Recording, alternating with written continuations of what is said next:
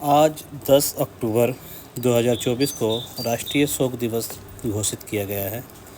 इसका कारण ये है कि कल 9 अक्टूबर को रतन टाटा जी मुंबई के ब्रीच कैंडी हॉस्पिटल में इनका देहांत हो गया।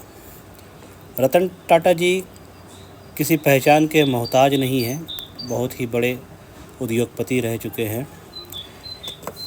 इनका जन्म 28 दिसंबर 1937 को मुंबई में हुआ था। कॉलेज की डिग्री इन्होंने 1962 ईस्वी में पूरी की थी और टाटा सन्स के चेयरमैन मार्च 1991 में ये बनाए गए, जहाँ से 28 दिसंबर 2012 को ये रिटायर हुए। इन्हें 2000 ईस्वी में पद्म भूषण और 2008 ईस्वी में पद्म विभूषण के अवार्ड से भी नवाजा गया। रतन टाटा जी अपने काम को बहुत ही मेहनत से और बहुत ही लगन से करते थे। इनके देहांत होने पे हमारे माननीय प्रधानमंत्री श्री नरेंद्र दामोदर दास मोदी जी ने भी शोक प्रकट किया है। रतन टाटा जी किसी पहचान के मोहताज नहीं रहे। इन्होंने अपने ज़िंदगी में बहुत ही बड़े बड़े काम किए हैं। इनके काम को शब्दों में बता पाना आसान नहीं है, फिर भी कुछ उपलब्धि ऐसी है जिसे मैं यहाँ पे बताना चाहूँगा। टाटा टी द्वारा 450 मिलियन अमेरिकी डॉलर में ब्रिटिश चाय कंपनी टेटली का अधिग्रहण किया।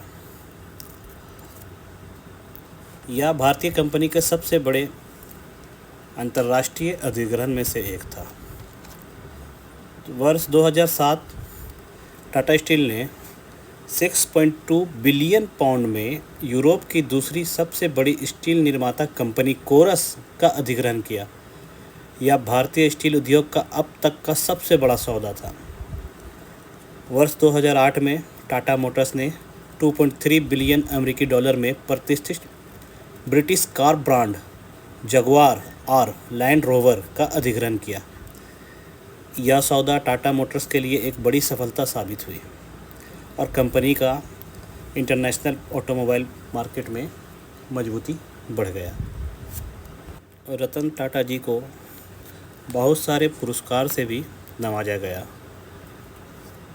जैसे कि मैंने बताया कि वर्ष 2000 में पद्म भूषण भारत सरकार द्वारा, 2008 में पद्म विभूषण भारत सरकार के द्वारा।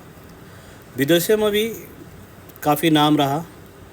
सिंगापुर की सरकार ने 2008 में मानद नागरिक का पुरस्कार इनको दिया था और इटली सरकार ने भी इटालवी गणराज्य के ऑर्डर ऑफ मेरिट के ग्रैंड ऑफिसर का खिताब इन्हें दिया था। कैम्ब्रिज विश्वविद्यालय ने भी मानद डॉक्टर ऑफ लॉ का इन्हें पुरस्कार दिया था। जापान सरकार ने grand cordon of the order of the rising sun का इन्हें 2012 में पुरस्कार दिया था। इनकी पुरस्कार की लिस्ट काफ़ी लंबी है, सबको बता पाना इतने कम समय में पॉसिबल नहीं है। कुल मिलाकर बात यह है कि आज हमारे बीच में रतन टाटा, जो सचमुच के एक रत्न थे, हमारे देश के एक रत्न, हमारे बीच में नहीं रहे। हमारी ओर से उनको भावभीनी श्रद्धांजलि। ऐसा हीरा बार बार देश में नहीं होता। देश को एक ऊंचाई तक पहुंचाने में इनका बहुत बड़ा योगदान रहा है। हम लोग सब रतन टाटा जी को मिस करेंगे। काफ़ी बुलंदियों तक देश को पहुंचाया है इन्होंने। आज राष्ट्रीय शोक दिवस पे मैं बस इतना ही कहना चाहूँगा। इनकी बोली हुई एक बात याद आती है। इन्होंने कहा था, मैं सही निर्णय लेने में विश्वास नहीं रखता, मैं निर्णय लेता हूँ और फिर उन्हें सही बनाता हूँ। ये बात मुझे बहुत अच्छी लगी, बहुत ही प्रभाव डालती है ये बात उनकी मेरे जीवन में। रतन टाटा जी को हम सब मिस करेंगे। चलिए आज का वीडियो में इतना ही, फिर मिलते हैं नेक्स्ट वीडियो में।